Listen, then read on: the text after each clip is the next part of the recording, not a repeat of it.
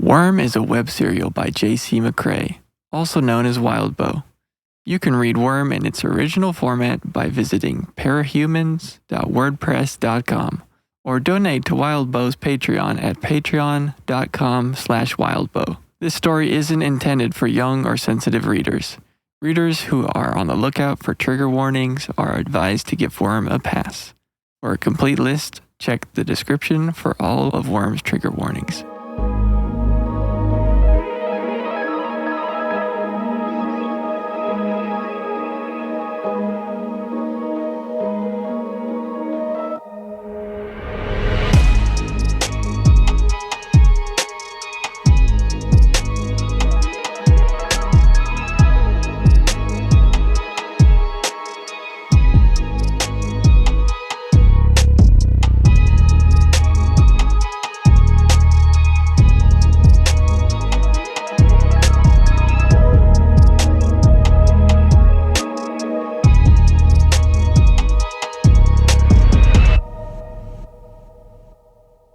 Take that, you worms. Hey. Welcome back. We're in Arc 19 of Dissecting Worm. Scourge. Scourge. Scourge. Welcome, Allan. Welcome, Michael. Thank you. Gentlemen. Thank you, Jacob.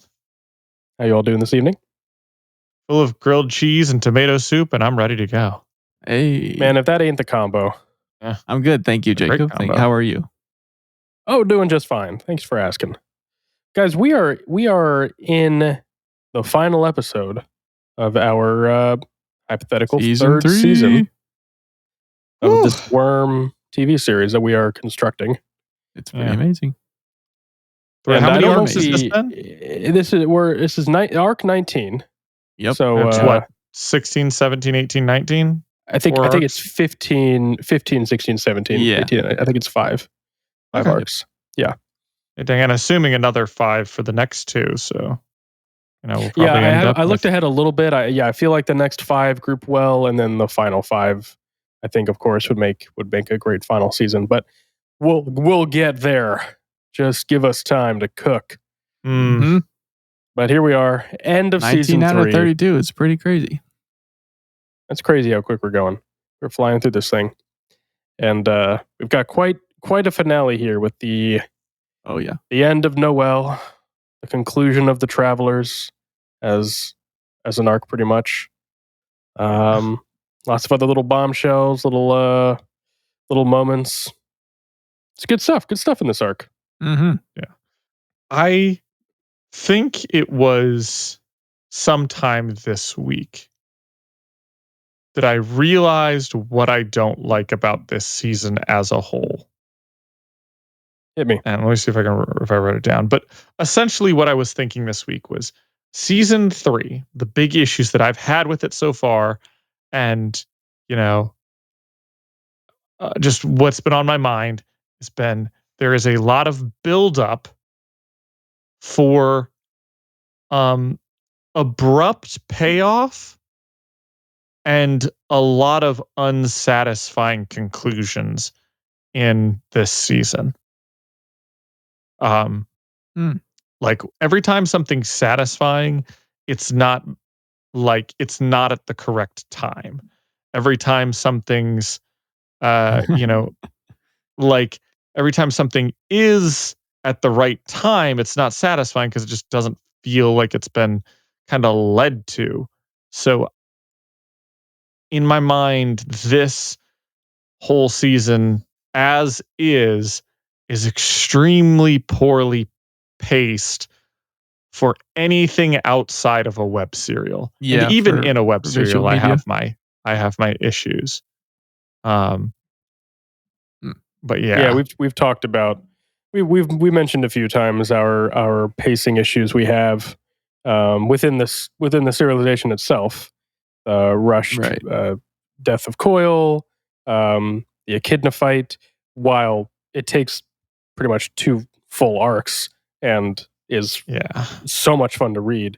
It does feel a bit rushed. It feels a bit quick in terms of how long it's taken us to get to this point. Honestly, the pacing of Arc 9 is pretty good, I think. It's we kind of start with a fight, and then we get out. We have a ton of drama, and then we have the fight and the drama to like lead us out. And I really enjoyed that. Like the pacing in this particular chapter, solid. But then we go back and like we talked about before, like they open with returning Dinah. Like that's weird. Right. Yeah. Right. I think Yeah, did we in talk the about last that arc. last episode? Yeah, that was in Yeah. that was in arc 18. Yeah. Yeah. Yeah, and truthfully, as I was trying to think about this season as a whole, this is the first time where it's been glaringly obvious to me that as trying to adapt this for television, this is when it's been most apparent that you will definitely need to cut to other things going on in the world, to cut to the wards, a cut to Fault Line's crew, a cut to Defiant and Dragon hunting down the Slaughterhouse 9. Like, it really feels like we need to see other things going on because there's just not enough of the main story to stretch out an entire season for these arcs. And I think it's worth pointing out too that before anyone's just like, well, just go into the next arc or something like that. This is a really definitive cut in the story. It really wouldn't make sense to go into another arc at this point. Because I thought about that for a little bit, but it just really doesn't. Like there's too much of a shift in the story at the end of 19. Like it's too conclusive. Yeah. Yeah, now that you say that, like I remember us getting a bunch of stuff to, from people being like, hey, have different plots going, A plot, B plot. And I'm reading, looking at the first season of stuff. And I'm like, I really don't think there needs to be a B plot. There's I feel like this is a straightforward story in which we're following our protagonist and occasionally doing our cold opens or closes somewhere else just to expand the world and characters, if you will. And it felt like, come season 2, I was like, oh yeah, this is a great opportunity. It felt very natural to like open up the world to different venues with different characters.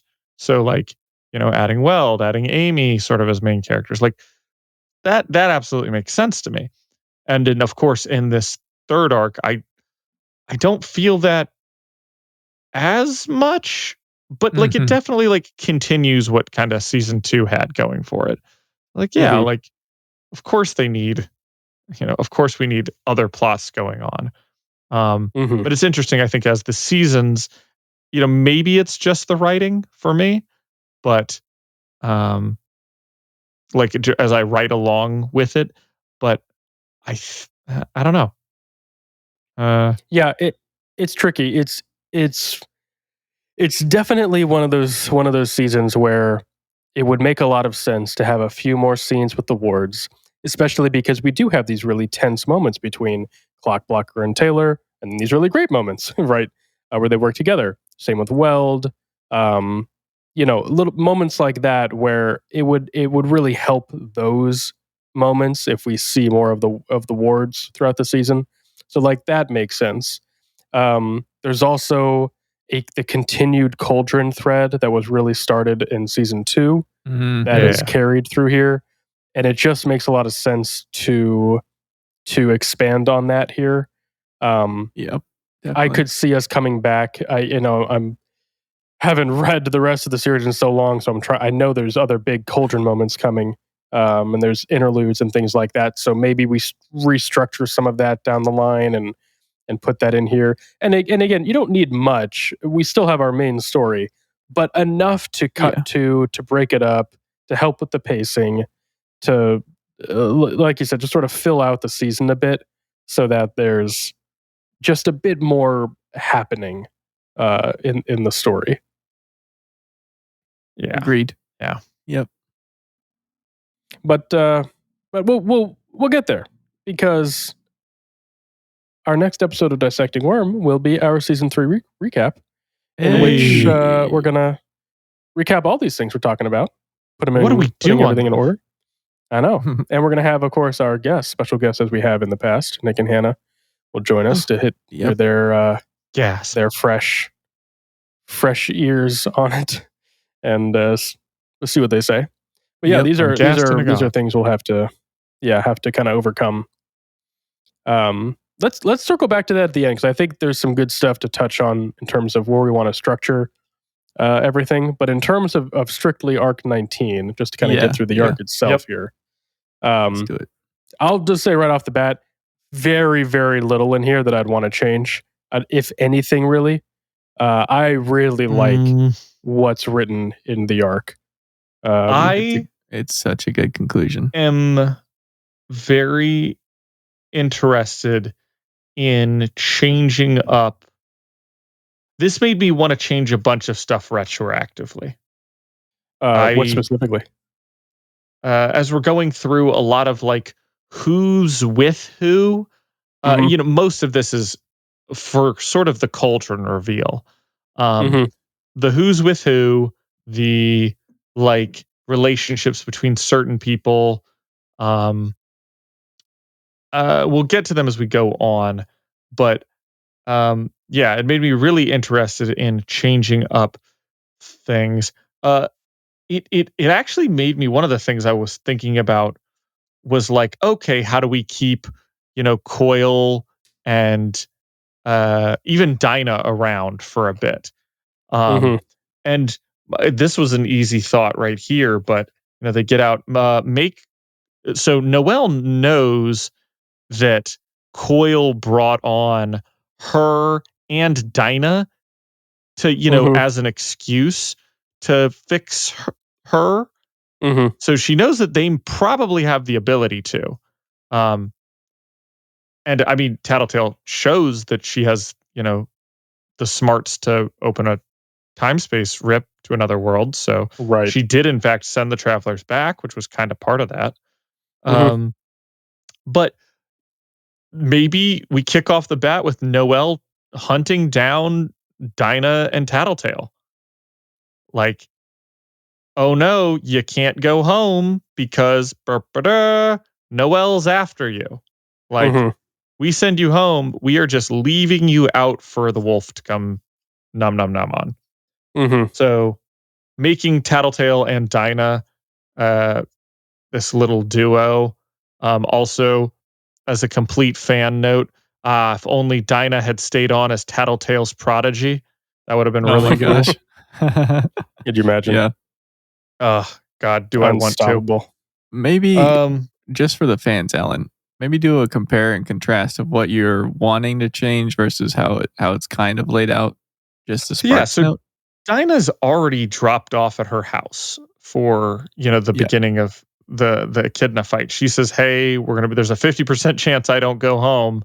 And Taylor realizes all of a sudden, that 50% chance is kind of just dependent on me. Like, do I want to use her? Or do I want to send her home? So she's like, I'm going to be the one that sends her home. So Dinah's out of the picture for all of this. And then Noelle is intentionally hunting down the Undersiders because she just has a grudge, because she believes that Coil was working on a cure and was her way home, and that the Undersiders specifically have blamed them for that. So she is on a rampage to kill them. Yeah. What I am proposing is that she is specifically hunting down Tattletale and Dinah because she knows that Coil was using them, or had said that he was going to be using their abilities to help her get home and get humanized. So if she can get to them, she can do her evil clone thing and maybe get them to give her some answers. On top of, maybe being specifically pissed off at the Undersiders as well. Like, Taylor specifically.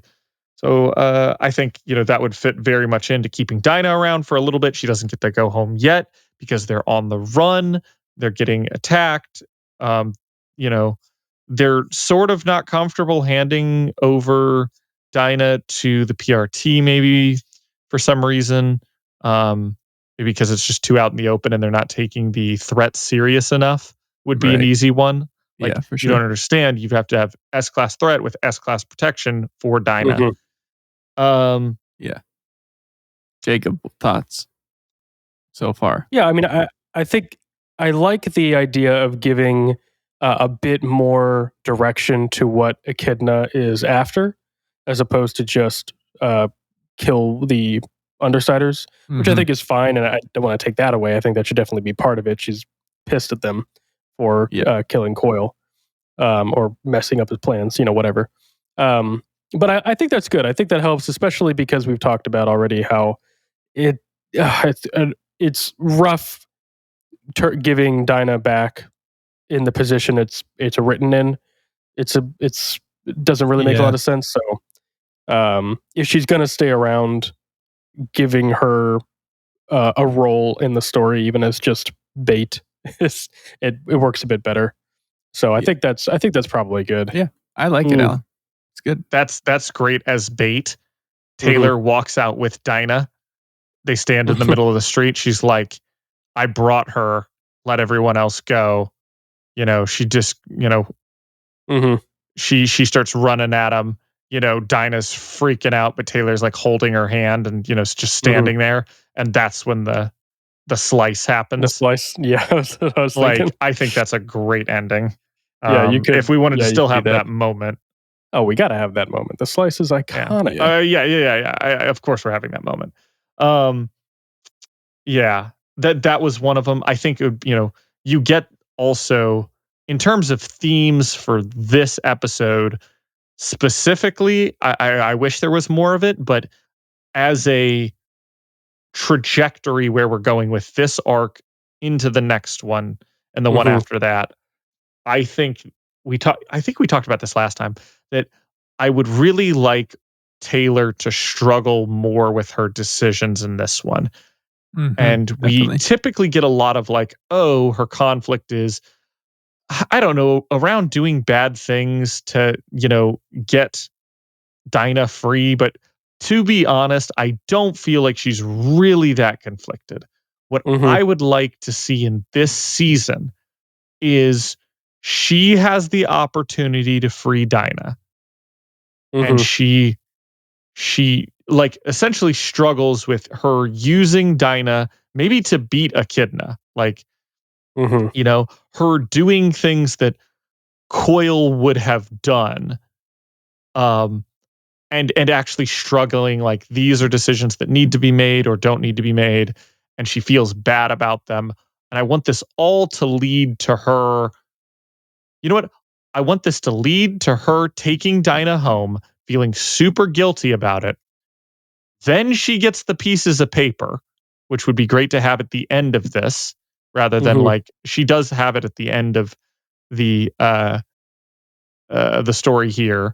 We don't see what they are, but we know that they're basically cut ties, join heroes sort of thing. So I think that should be what happens at the very end. Like, she's worked with Dinah. She had the opportunity to maybe take Dinah home and she didn't. She feels super guilty about this and she realizes, okay, after watching all of this, after seeing the heroes fall apart, after seeing all of this, despite all that, I think in order to save the world, I think it's going to take me joining the heroes. And this is the season that forces her to do that. To look at herself and to struggle with herself. What I'm actually kind of upset at is that we didn't. Did we get any evil skitters other than like the bugs running into her? Or did they all get the clones?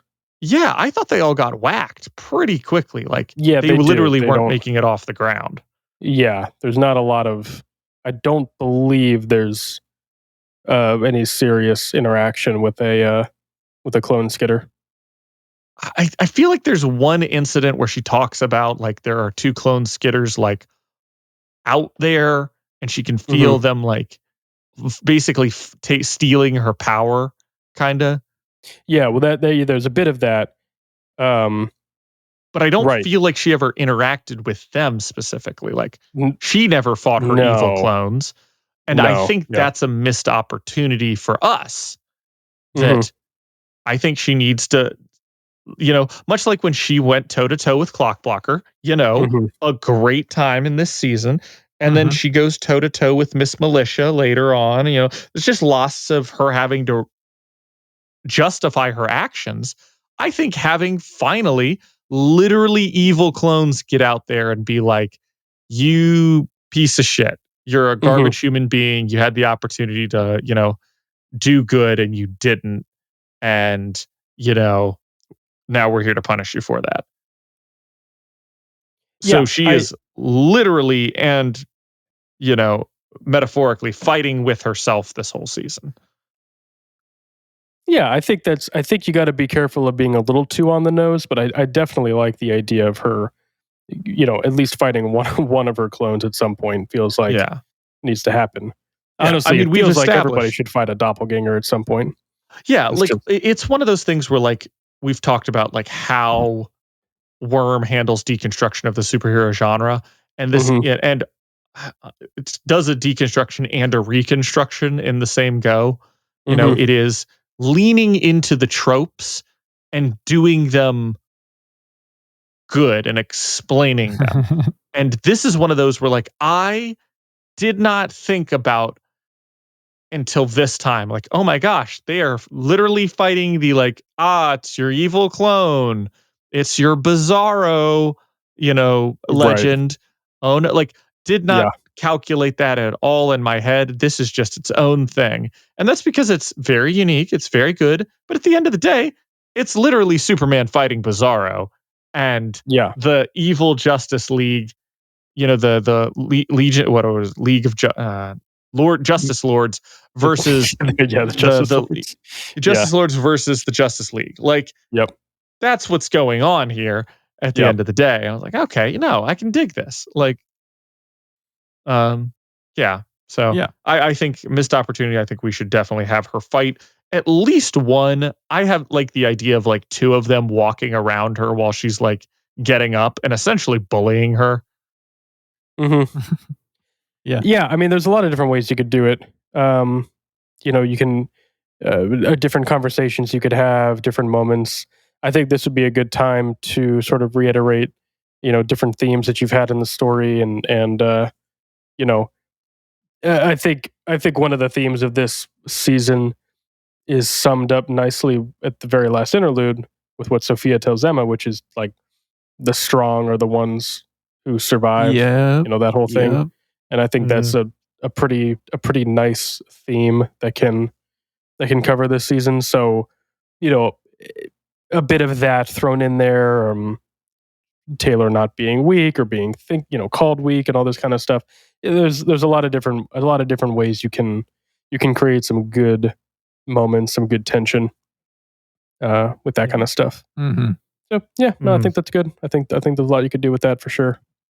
How do you feel about the opening to this with Taylor whipping back and forth between what's going on and traumatic moments while she's inside Echidna?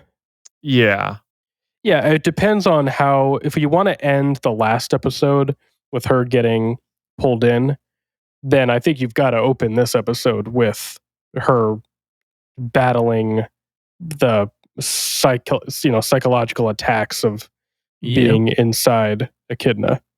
What I was going to say is, do we want to show that, or do we want to have, I don't know, Tattletale and Weld work together to get her out? I think so. If you're going to give her some of the conflict with fighting a clone of herself, then I think you take away some of the emotional conflict of being trapped in Echidna. But I don't think you take it all away. I think maybe you just make it a bit more trippy, a bit more obscure. She's seeing, like an acid trip of faces and shouting and screaming and stuff. It's like very confusing, but very clearly all of her trauma, like that kind of thing. and then have her get pulled out. That otherwise, if you wanted to go a more serious route where she's facing her conflicts and it's less trippy and more like intentional, then I think it gets redundant to have her do that again with a clone of herself. It's like the same thing. It just kind of, I think it would get a little repetitive. Maybe you could pull it off that way, but it feels like it'd be a little much. Yeah, that's why I was wondering. Like I like to avoid some of these things. We've talked about avoiding flashbacks, and I'm not a huge fan of necessarily the dream sequences either. But this feels sort of in the line of those where I'm not sure I really want to dive into her experience, all the trauma inside, and us doing flashbacks of it. I would be more okay with us settling for I mean, literally just like ripping her out. I mean, or having Weld, not immediately, obviously, but either we have her in there for a while, or we have something else going on quickly, then rip her out. Well, again, so there's the issue, right, where if your cliffhanger is her getting pulled in, then having her being ripped out right at the start of the next episode is really anticlimactic. Because I don't want that. Yeah, you've had like, theoretically a week of build up and everyone's like, oh my God, know what's going to happen. And then you just start the episode and you pull her out. Yeah. It's like, okay, I would like this to be a Weld heavy episode. So if we left her in there, you could start the episode with the wards. You could, or other groups of fighters, right? The fights are going on. Maybe a Taylor clone or Skitter clone pops out, and they're freaking out. They're fighting it. Weld is fighting. You do all that kind of stuff for a few minutes. Tattletale mentions that they've got to pull them out, that they're not actually dead. Weld gets the bright idea and goes charging towards Echidna. And then you can cut to essentially a, what's his name? Versus, Mysterio versus Spider-Man, right? Yeah. In No Way Home. And doing the whole like Mysterio psychological attack. Like that's what I'm imagining, right? That's also what I was imagining. The all black room to all white room to right. Falling through nothingness and smoke and mirrors and fears and all this kind of stuff. And then I was thinking of stretching it even further. I think if we are doing this as 2 episodes for this, we'll just say I think that Taylor is brought out at the end of the episode. That is the climax of the first episode, is Taylor getting rescued by Weld. And I think you have a lot of the cauldron bullshit between Miss Militia, Tattletale, and Weld, just not have Taylor there. And instead have Weld be your sort of point of view character, where he's been interested in this, because we've been playing Detective Weld. He's been interested in this. Maybe, and this would also be a great time. We know that Tattletale has hired Fault Line's crew, and they've also been investigating. So when they show up and they hear it mentioned and they have questions and they finally meet up with Weld to compare notes with them and Tattletale, and all of a sudden Militia's like, shut the fuck up. Like, Weld, does his moment where he's like, no, I want to hear this. Like Gully, stands over, is like, no, I'm not being sent away. I want to hear why I am the way I am. And Weld also goes, yeah, I want to know why. Right. I think that's a great moment for Weld to be the Inquisitor there, asking what the hell's going on. And then, ultimately, hey, I'll tell you everything. Tattletale, I'll tell you everything. We just need to get Taylor out first. And he's like, I'm going to hold you to that. And then, fucking drag her out. Especially since the moment would be like, hey, you, Weld, are uniquely inhuman enough that she cannot affect you.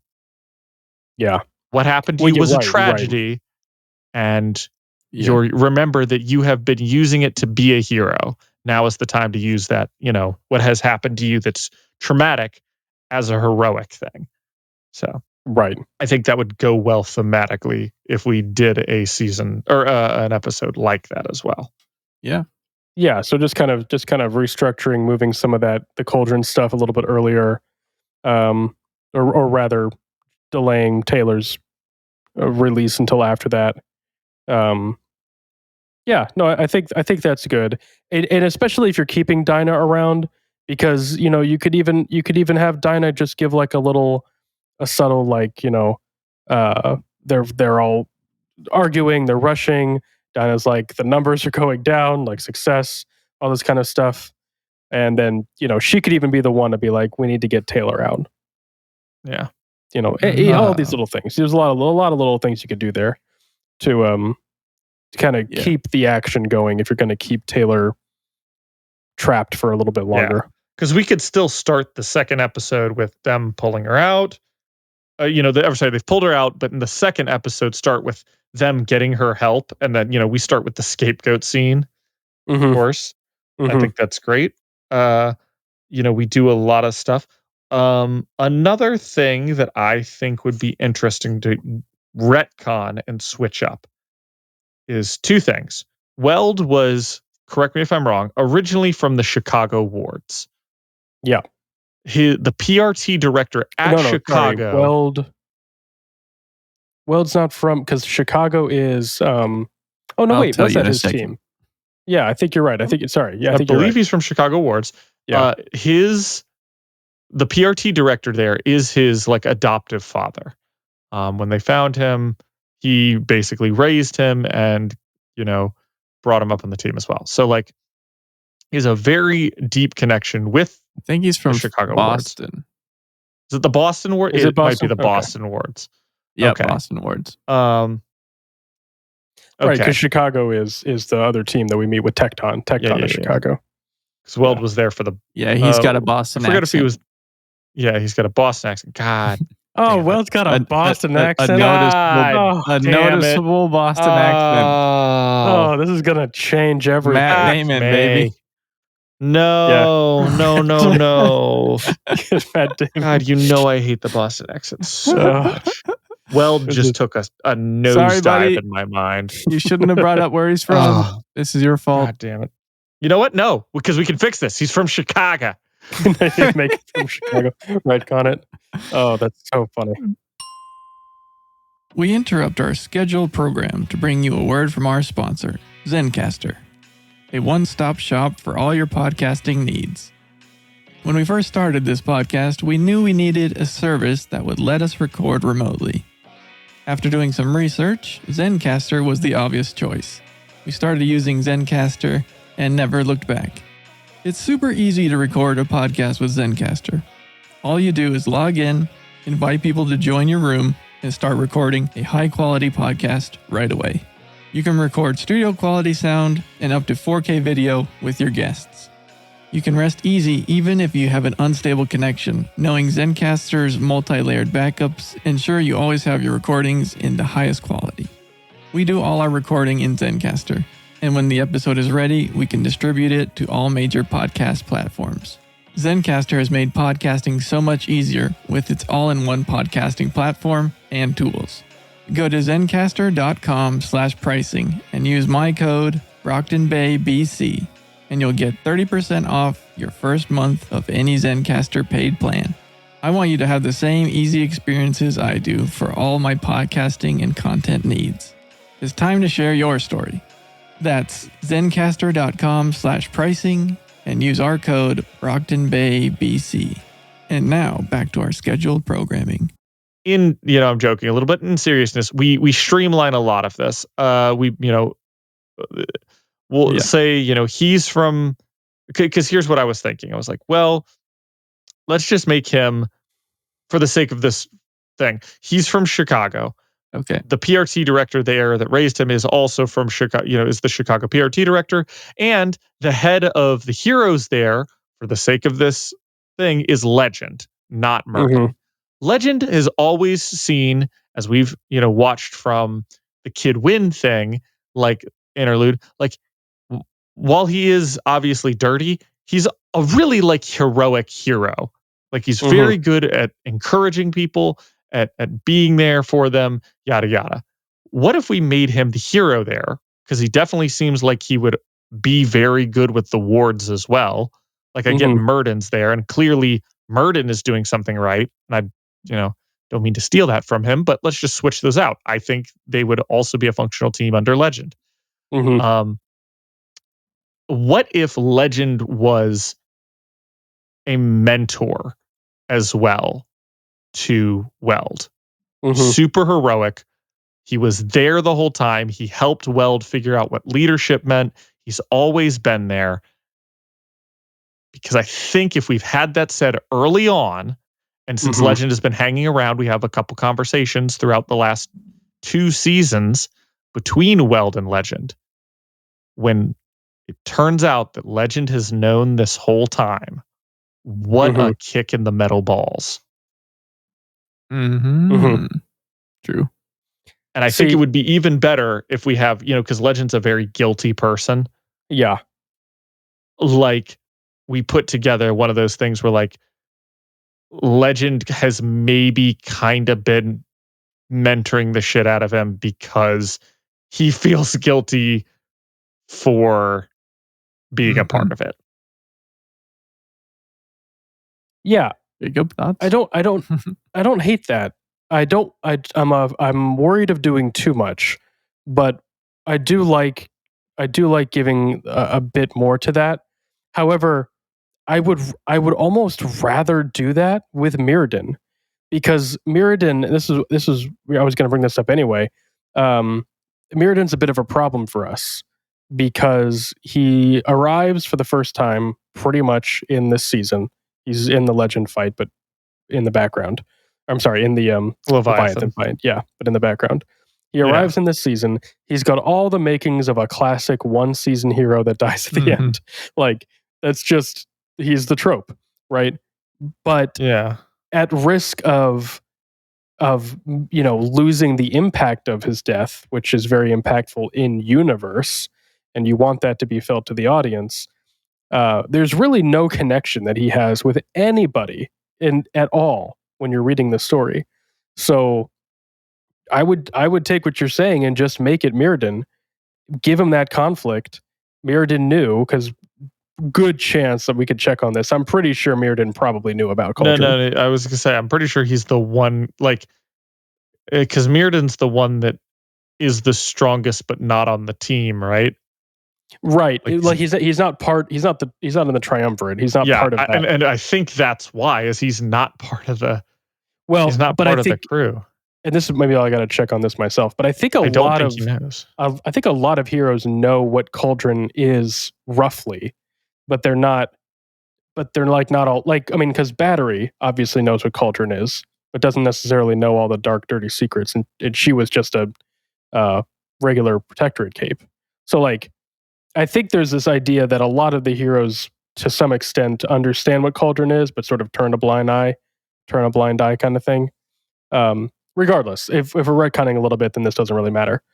You're just giving Mirrodin that role so that you can establish that conflict, but then also you take away any potential resolution of that conflict, which one helps us because we don't have to worry about retconning anything later. But 2 is kind of really strong character moments, because Weld now is stuck wrestling with everything he was taught without any way of resolving that conflict with that person, which is harsh, but sort of fits the world a bit. My only issue with changing it too much and bringing Legend into all of that, not that I'm against it. I think there's a lot you could work with there, is that it just opens the doors in my mind. I'm a little too hesitant to retcon anything that could have deeper implications down the line, without having a totally good memory of what comes next. But I do like the idea of giving Weld a more personal tie to the Cauldron reveal, if you will. because I think that would help his character a lot. Yeah. I agree. Yeah, I did feel like trying to make things more concise in terms of a lot of things and tying them together, not in a neat package necessarily, but streamline it a little bit. I do. Yeah. Yeah. Oh yeah. They mentioned the thing like, oh yeah, all the cauldron money went into Endbringer recovery.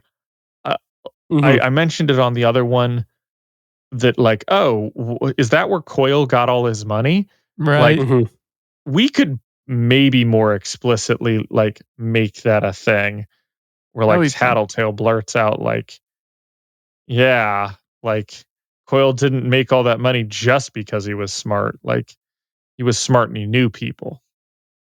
Like, look at Brockton Bay. Brockton Bay is on the bounce back because Cauldron has been investing here through Coyle. Yeah. So the money does get to recovery. It just goes the long way around. It's fun that, the support and the help goes through Coyle, like governments supporting Coyle, essentially. Yeah.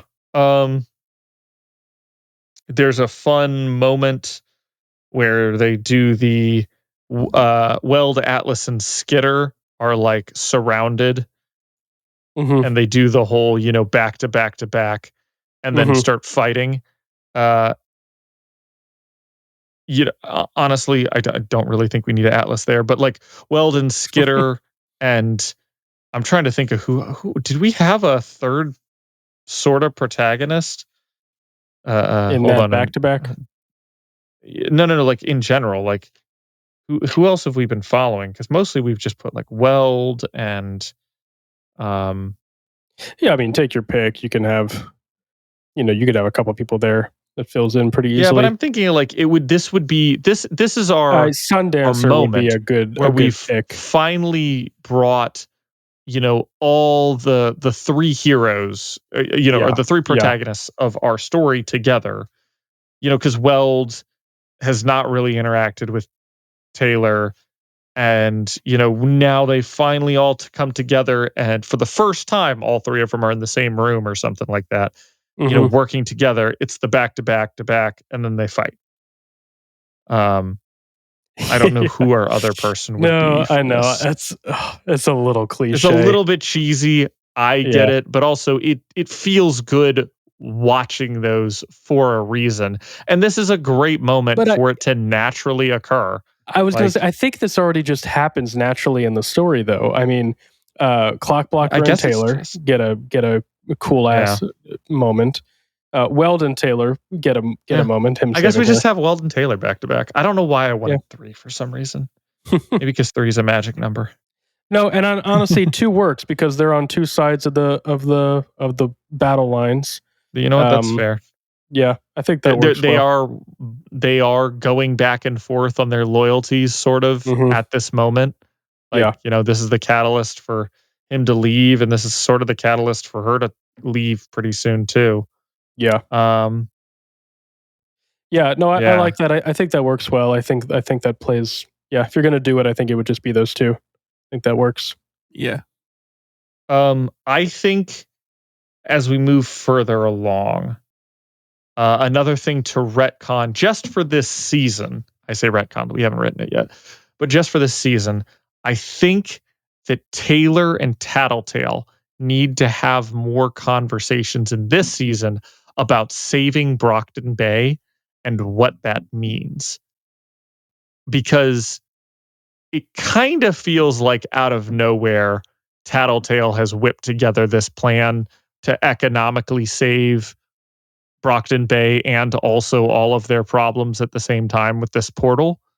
When this would have been a good lead up of like, hey, like Taylor, I know that Brockton Bay's, especially if she goes like, hey, how important is Brockton Bay to you? And Taylor's like, it's the city as a character is why I'm doing this. Like, I want to save the city. When we went to Coyle, I said, Lisa could also say that, like when you went to Coyle, Like, you said you wanted to save the city. Like, what do you mean? Like, she's like, I want the ferry up and running. I want this. I want that.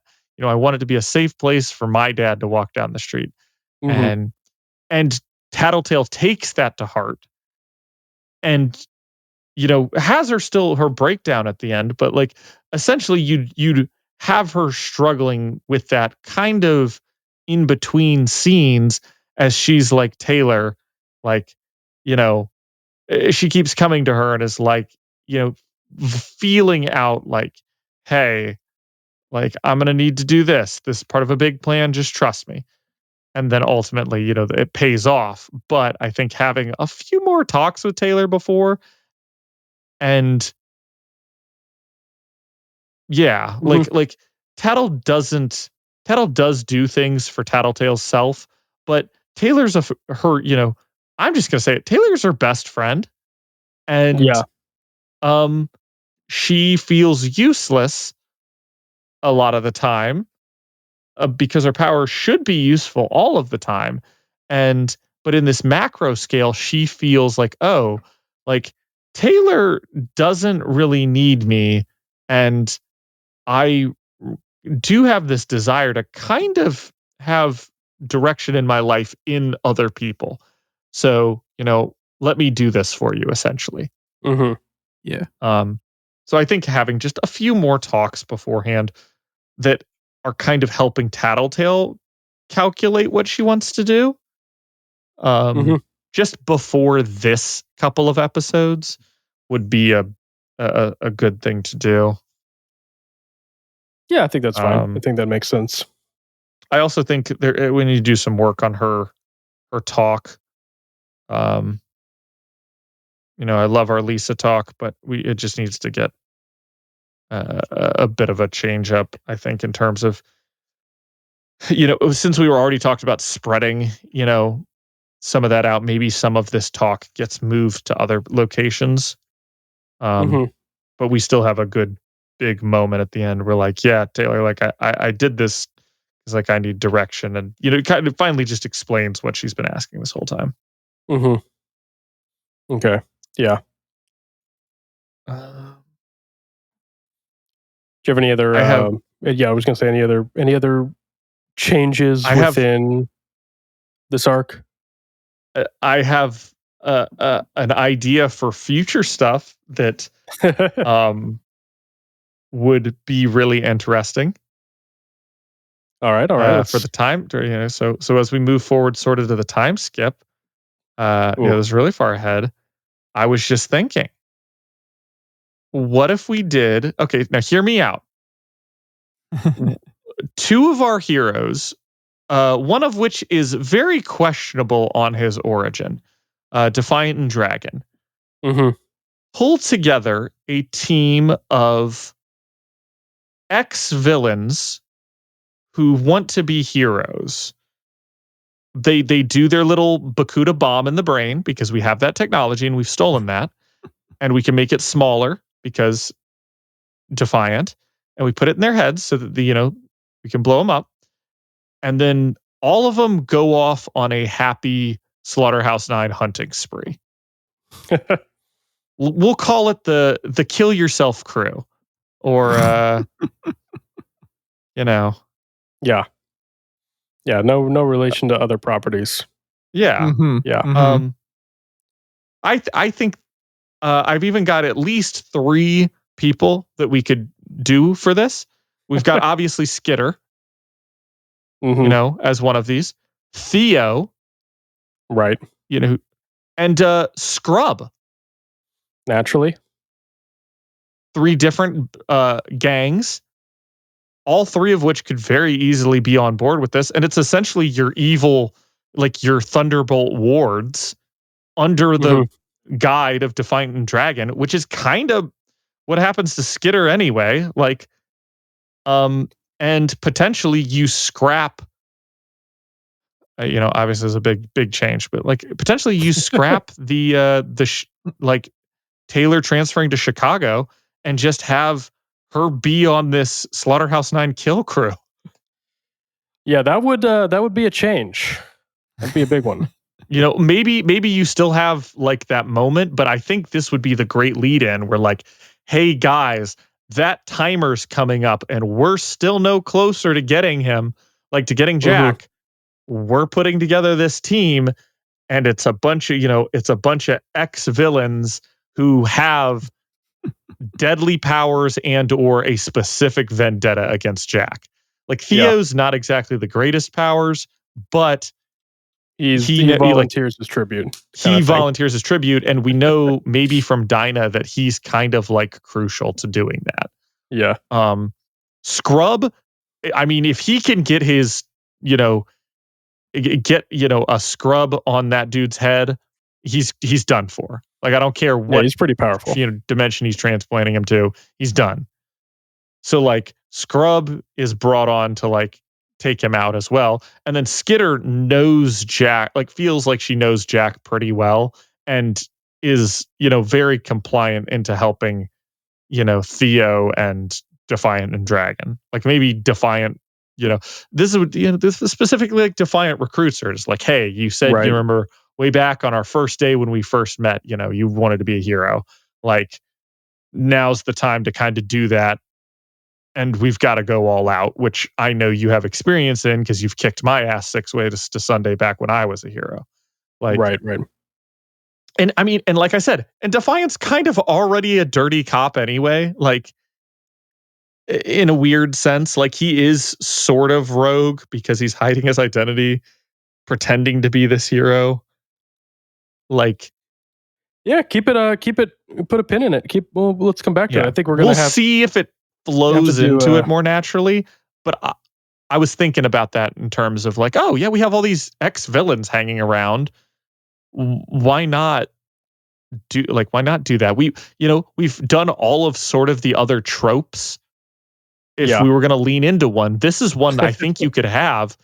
And once again, you could sneak this right by people until the last moment where you're like, oh wait, yeah, this is Suicide Squad. It's like, yeah, but it's good. Right.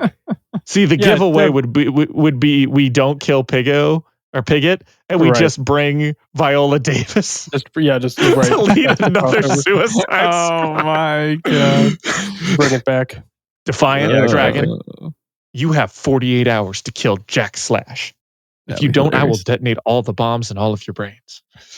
Yeah, put that. We'll need a few different time skip ideas. I'm leaning into no time skip altogether, but we'll get. Oh there. No. I don't think the skip itself should happen. I think number one, because all of this, we're at what, week 2 in the story. Yeah. Right. Yeah. This is like the second week of Taylor being a villain. So, pretty much. I mean, in all seriousness, like second month. Yeah. Well, I was gonna say, in all seriousness, I think we're still less than 6 months from the start of the story, aren't we? We are. Well, because the story starts in April, and then about a month later, she fights Leviathan. Like that's supposed to all be within a month, and then after Leviathan, I think it's implied that it's like into the summer when the Slaughterhouse 9 hit, that kind of thing, but not that much later. Like I still think we are. The only thing that kind of throws us off is that the school is like all school's been canceled, but they're still like they're trying to get kids back in school. So like maybe we're into early fall or something like that. I'm sure there's a timeline out there. We're speculating. I'm sure it's all been broken down already. But yeah, regardless, I think we're still within the first 6-month period. Like it's not a lot of time that's passed. But got a lot to think about. I would stretch almost all of this over 2 years. We start the story with Taylor at 16. By the time she hits, or we could do later. By the time she hits, the time skip, what we would normally have, we just have her turn 18, and that's why she's like allowed to go over there anyway. We've kind of danced around that a little bit, and I guess we'll probably circle back in them when we get to the actual time skip, and we're talking more in depth here. I think it probably makes sense to just you don't really mention Taylor's age. You never really mention a high schooler's age unless it's really, really important to the story. With Taylor, it's not, and I think you just assume that she's a high school junior or senior at the beginning of the story. because odds are your actress playing her is going to be that old or older. So it's probably just going to look that old anyway. And then, you're not locked in any sort of necessary time skip at that point, because you can just stay the same age if you wanted her to. Okay. Yeah. I like the idea. Put a pin in it. We'll come back. Time skip ideas. We're going to need a lot of them. We'll probably put out a question, I think, on Reddit. Might make sense to ask, and Patreon, of course, and get some ideas for the time skip, because that's universally one of the weaker parts of the story for most readers. So it'd be fun to get some ideas from people and see what other people think should cover or replace that. Which is why maybe I'll change my opinion this time, but I know that a ton of people don't like this time skip. It's my favorite part. Great. We'll get to it. I can't wait. It's fun to talk about. I don't hate it. I don't think it's necessary. It kind of throws me off a little bit, but I don't hate it. It works better. It works much better reading it than I think it would watching it. I think time skips in shows are really, really hard to pull off. And I've got some thoughts that I'm going to save for that portion, because I've been thinking about that for a minute. Yeah. Also, it is 2 months by the time we hit the end of the it's 2 months. We are still in the second month. Oh my gosh. So then, the school test would be like the end of the year, not the beginning. Yeah, so you're still in spring. Not even hit summer yet. We don't get... But what you did say, I want to tie this back into Arc 19, because we haven't talked about the interludes yet. Not much to talk about, but I did want to touch on them.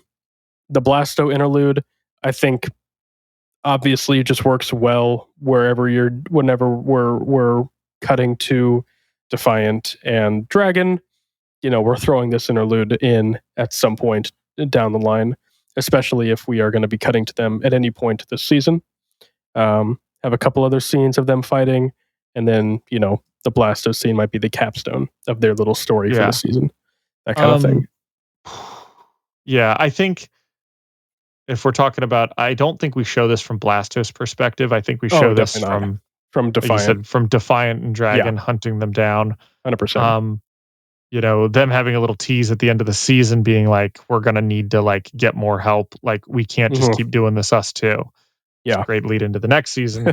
I think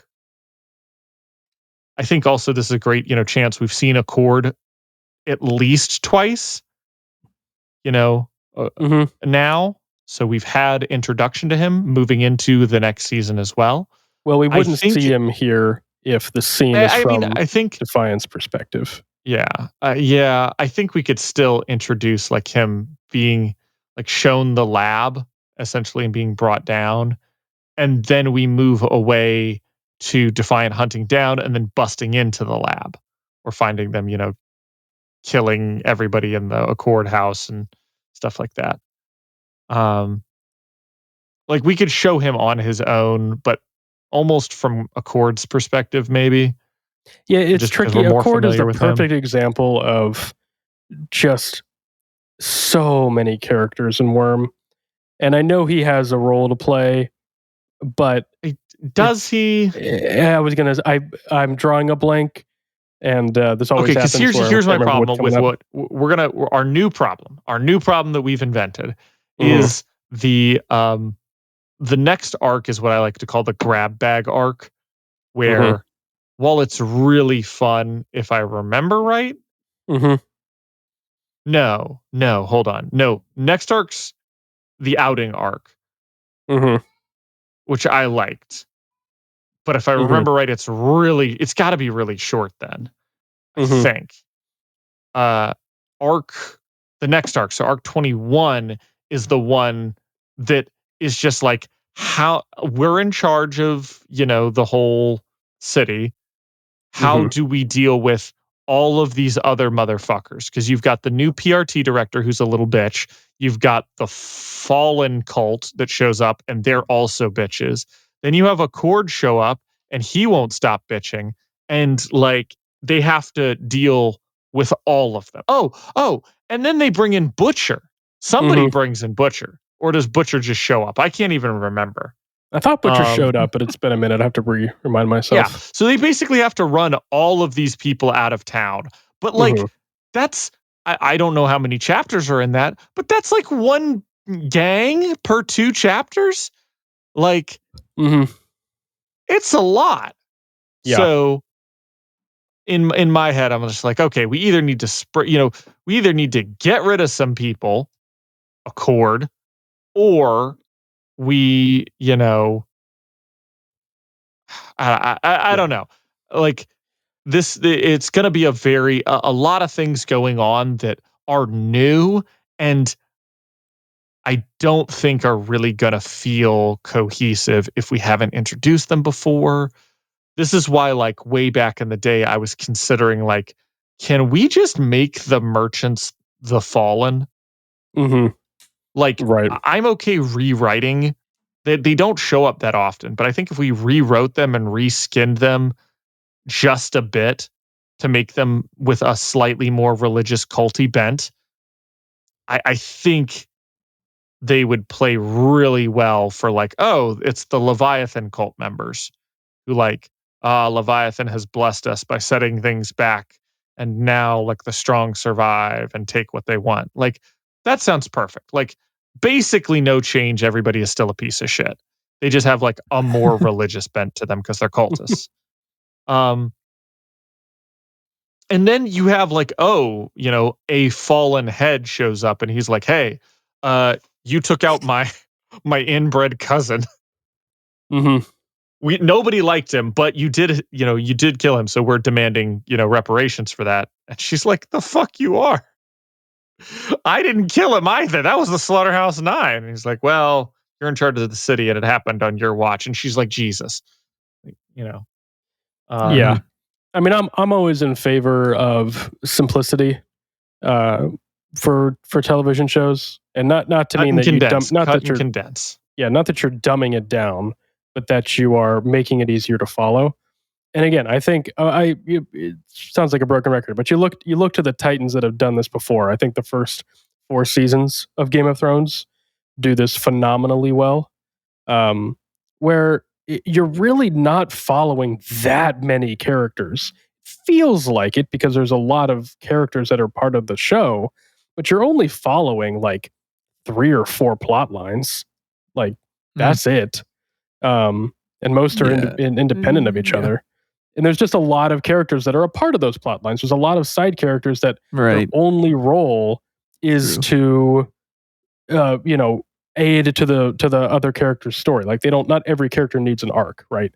So, the truth is, like, people watching a show aren't going to differentiate between all 6 of the minor gangs that they have in the background. There's just going to be like, oh, they're gang members. Doesn't really matter where they're from, that kind of thing. Yeah. And I think with characters like Accord in particular, and again, I feel like I have to say this all the time. I can't remember everything I've read after this point.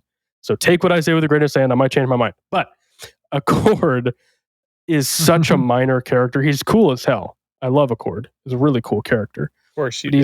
He's such a, I know, I guess we're both neat freaks and have attention for details. But he's such a minor character in the story. His impact is very minimal. It's something you can easily just remove altogether or give to another character, and it strongly helps the pacing of a show where you don't have to teach an audience a whole new face just for the sake of world building, right? And I'll give an example with Game of Thrones here, where I actually, in early seasons, maybe one of my critiques is, and I forget the character's name, but there is the character that's the follower of the sun god. You can see my lack of Game of Thrones lore. The priest, brotherhood of the brotherhood of the sun or something like that. Right, who can get brought back to life again and again and again, right? The drunk priest brings him back to life. Yeah. But it's the rebel leader dude. Right, whatever his name is. Cool ass character. Love his character. He adds very, very little to the show, apart from about one scene where he has a conversation with I guess who's it got to be at that point? Is it Arya? No, or the Hound? I forget. I mean, he interacts with Arya and I want to say a couple others. Right. Like, I mean, he run interacts into with his yeah, group. but in terms of honestly, he is little more than a plot device to show off exactly the God of Light's power through the witch. Like, right. if you had gotten rid of her or gotten rid of him and replaced him with the witch lady instead, like that would have felt.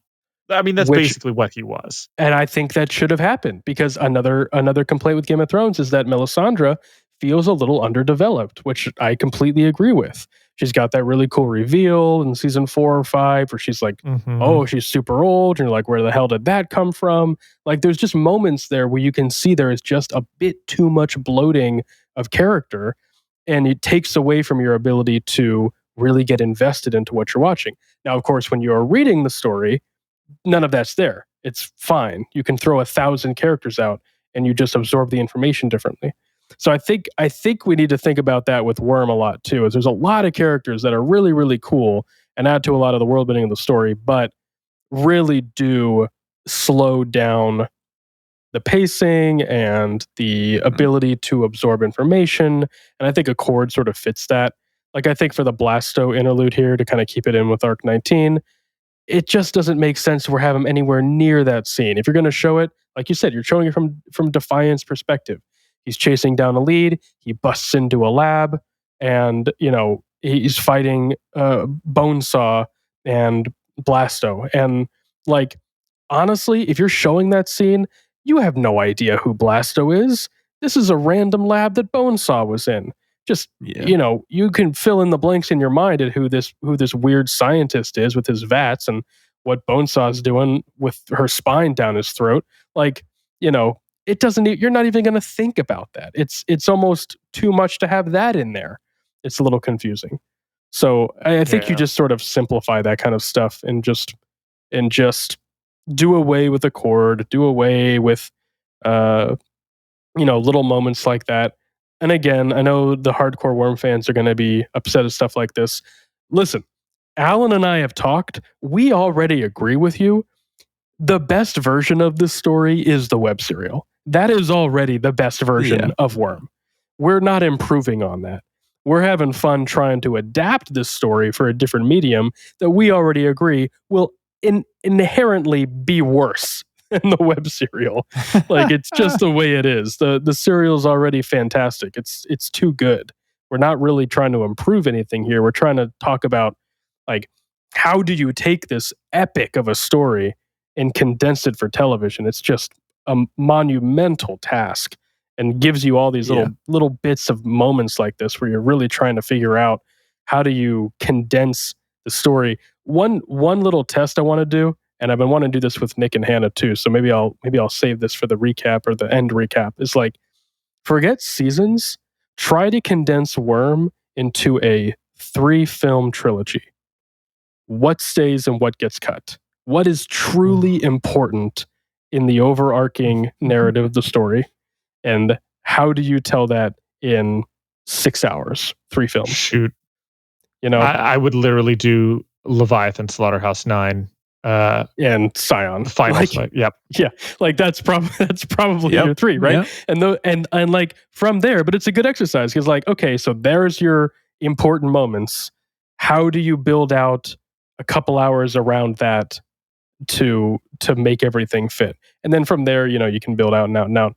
But I think that's kind of helpful in thinking, like, what's really important here? How do we convey this crazy cool world with these crazy cool characters and make it interesting and make it exciting and keep everybody engaged and give a show that an audience is going to want to tune back into. I think you touched really well on early on with some of these problems with this season and it just being rushed. I think that's a really big problem. So yeah, we got a lot of these little issues that pop up, and cutting characters is just going to be a big part of that, unfortunately. Yeah, I wonder how this would have gone if we'd done it sort of like you said in reverse, where we cut 3 movies and then expand from those 3 movies rather than contract from the serial. Mm-hmm. It'd be a fun thing to do. I think that'd be fun to do at the very, very end when we're done. Is sort of reverse our whole script. Yeah. And I think it would have provided a cleaner story, honestly, if we did that. Never too late. We'll do that. Maybe we'll do that little Patreon episode. We'll do a little one-off, little 20 minutes. Talk about a 20 minutes. Yeah, just a quick in and out adventure. You know. Yeah. No, I mean maybe per movie. Yeah. Yeah. That'd be fun. We should do it. It'd be a fun challenge. Hell, yeah. One movie. You got to tell Worm in one movie. 2.5 hours max. You know, can it be done? We'll find out. Join us, Brocktonbaybc. Yeah. I had one last thing I wanted to say about Arc 19, which is well, there's a few things I could say, but one thing I really wanted to say. The final interlude with Emma, to me, is a beautiful final scene of the season. It is a beautiful, you end on Sophia's monologue, done like, distant voice out of the cell phone. You do it showing clips of Brockton Bay, showing the wards, showing the Undersiders, and you end that scene with a little montage with Emma driving past Taylor's house, seeing Taylor, with Sophia going, and the strong survive, or however her little wording goes. Yeah. Oh, and that you just cut on like Taylor looking out, just looking super strong, super confident. Just such growth from where we started with her. Yeah, I don't know. To me, it's like a beautiful, beautiful end to the season. Yeah, no, I think that's a really good spot to end on. Mm-hmm. Those are my big things. Any other things with Arc 19 that you wanted to review? Nope. We went over everything. Nice. Yeah, we didn't talk much about. I mean, again, there's a lot in here that I don't want to change. Obviously, we want to keep the portal. You got to keep all that. Travelers going back. I didn't really talk too much about Sundancer. I really like Sundancer's character arc. It's something we could build on a little bit. I think her final moment killing Noelle needs to be really impactful. Yeah. Honestly, if we made her our third, like, little mini protagonist. Yeah, I think she should get a bit more screen time just to sort of aid that final moment. At the very least, like, her and Ballistic are like, because we really, I feel like they get kind of the most attention, other than obviously Trickster, who, fuck him. And honestly, if you want to make a little change, I think maybe you add Ballistic to that final kill with Sundancer. Like, he's pinning her down, throwing cars or whatever he can touch at her, while Sundancer forms her son, and just make it a little combo thing so that it's the travelers together that are taking her down, or what's left of the travelers. Throw Genesis in there. Just kind of make it a little team effort. Yeah, that's good. All right. Any This is how you tell it in one. You do the whole Worm story, except you do it from probably like Legend's point of view. Or Legend, or I would do maybe even Defiance. You start off with them kind of getting screwed over by the one minor hero. This is still keeping in mind that, like, Taylor is doing her own thing and whatnot. You have them come into conflict. Both, they know that Cauldron is going on and they are sort of conflicted about it. But ultimately, the thing is, like, Cauldron being the one saying, we're doing whatever it takes because we know that the end of times is coming. Ultimately, they aren't able, at the midway point through the movie, they aren't able to stop Jack from getting to Scion. Scion goes off. The rest of the movie is them trying to stop it. having this young character that they keep interacting with kind of talk about hearing them talk about Cauldron and how they had to make sacrifices and doing whatever it takes. And sometimes that means sacrificing a part of yourself ultimately to have Bonesaw do the thing and then sacrifice everybody's part of themselves basically to fight Scion. So like, I think that would be a great depiction is if you essentially just have Armsmaster be a part of Cauldron. Mm-hmm. And maybe the Slaughterhouse 9 whittled down to just Jack Slash and like no Levi. Actually, you could probably just sweep the Endbringers. The Endbringers are not a thing. Mm-hmm. We just have them fight the Slaughterhouse 9 at the beginning. And then Scion at the end. That is how you do one movie. And I think you could do that in 2.5 hours. That'd be fun to see. Mm-hmm. That'd be fun to see. What are your thoughts? Throwing it out to all of our listeners, everybody. How would you condense Worm into a single 2.5 hour film? What kind of blasphemous monstrosity can you create for this story? Let us know. Leave us a comment. We got this has been a tricky season. A couple tricky arcs, trying to figure out where everything is placed. A lot of room for change. I'm not even sold on half our ideas. We didn't even talk about the fact that I think the more we've done it, I think we talked about delaying the coil death. I think we keep it where it is now. I've gone back and forth so many times. I think we just need to. I think the lead up to it needs to be a bit better, like we've talked about. I have also come back around to that. I think the coil death is good. I think it makes a good midpoint, but that's just it. We've got to make it a good. It's one of those things we've talked about with Hannah. If you make a promise to your readers, you have to fulfill to make good on that promise. And if you are doing a bait and switch of some kind, you have to make it worth it. Yeah. And while I do think the Echidna fight is a great event to happen, I don't know if that's a good enough substitute for outright having we've gotten rid of our coil espionage guy in favor of a monster fight. That has always sort of been part of my hesitation.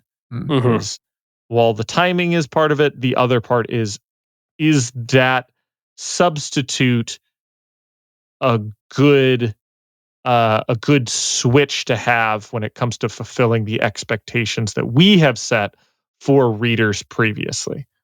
Yeah. Right. Yeah. You make the promise, you have to deliver. Yeah. That is tricky. Yep. So let us know.